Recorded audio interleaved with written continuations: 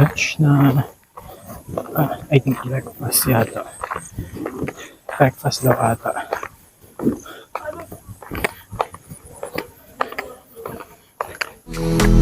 Every twist, every turn we face So yun. leads us to a different place. On a journey, keep on our way through the night into the day.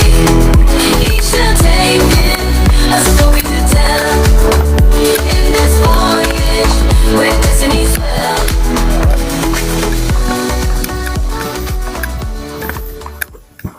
Ganda, hindi crowded. Ganda ng araw nito. Tuesday dahil hindi ganun karami yung turista.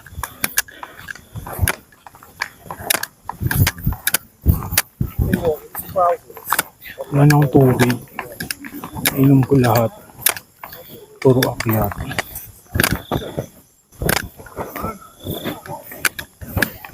So we're going now for breakfast ata or lunch. Later na lang ulit. We are on our second temple, yung Tomb Raider temple daw.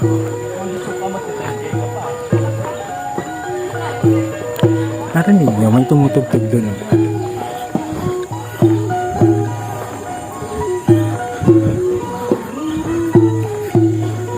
Ang ganda, relaxing yung place, kaso nakakapagod lang talaga.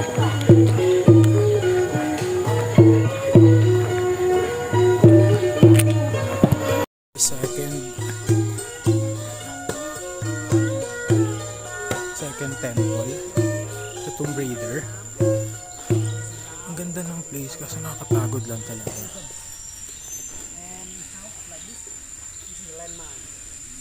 So during Civil War, the Leyland mine.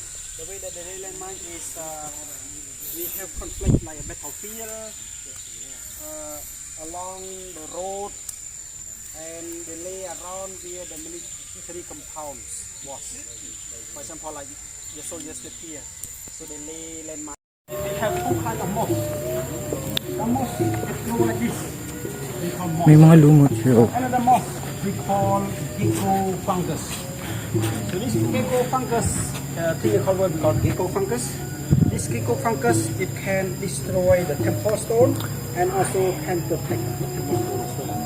So if it try to grow inside the gap between the cracks of the stone, it can destroy the stone quality. But if it stay outside like this, so in the rainy season it grow more. In the dry season it hot, so it can protect, like a seal to protect the stone.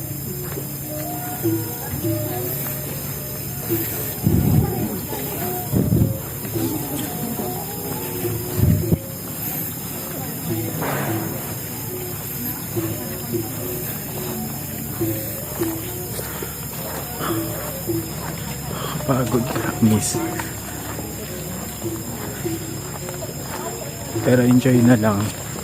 Enjoy na lang natin yung place.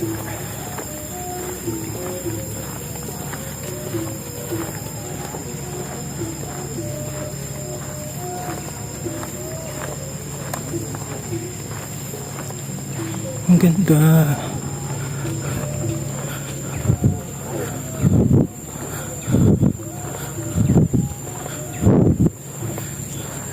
Malawa pa lang to.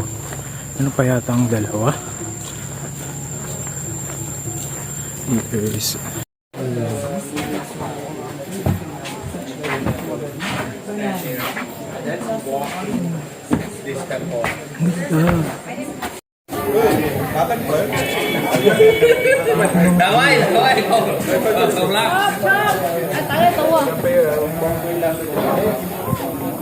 Hindi na ako nakakasalan sa tour guide.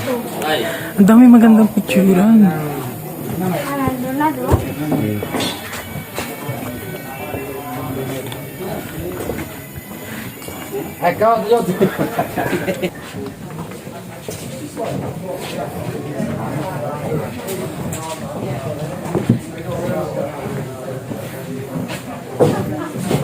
Yung iba parang under renovation, pero parang ang ganda pa rin nung pagkaka-place ng mga stones.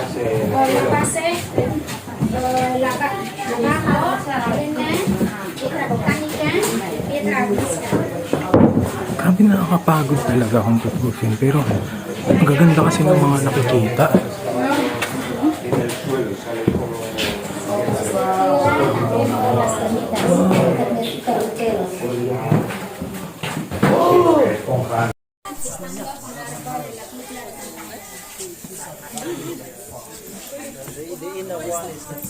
Ah, this is iconic. It's growing on top of the other trees, and then it killed the inner one.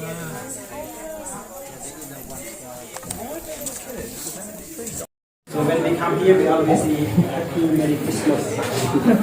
So they make many holes. Why they make many holes like this? Because when they make many holes, they put the clay on the wall so the wall can touch the clay. If there is no hole, so when we put clay like this, so the clay drop down. So this is the clay still like this. So that's why we need to make many holes in order to keep the clay stay still on the wall. And here we call a pedestal of the wood. Keep smiling, you know, keep smiling. You know. Yeah, minus the face because it's dark inside. The dinosaur. Any questions?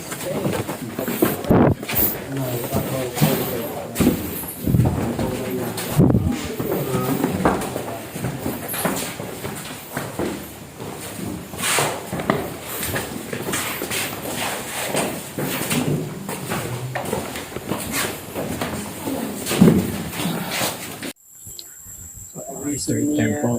You can ask how much you can pay. How much. So next time when you go to that. So ito yung third temple. Maliit lang daw siya compared sa mga unang temples na napuntahan natin.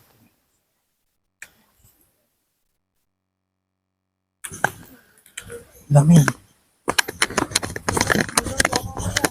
Dami termites.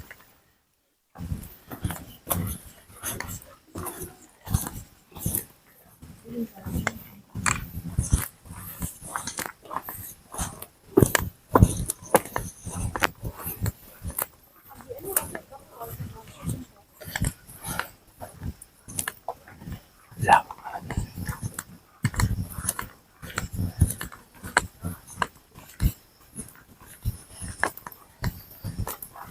Siya, parang lang siyang temple. Ano? Focus.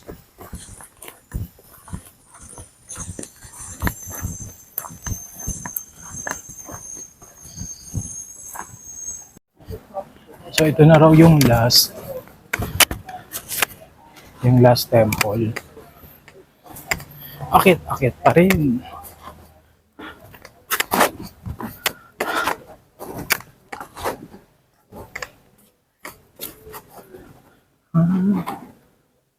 Ganda. So this is the last temple. We're going. English. Ito yung last temple na pupunta namin. Ay, salamat, Diyos ko. Pero papapicture na lang ako sa harap din. Ayoko nang pumasok. Okay na yun. Pero ang ganda, parang ganda sa harap.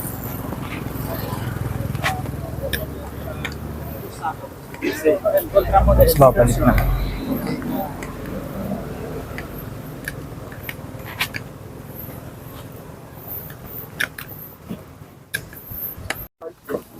Ganda.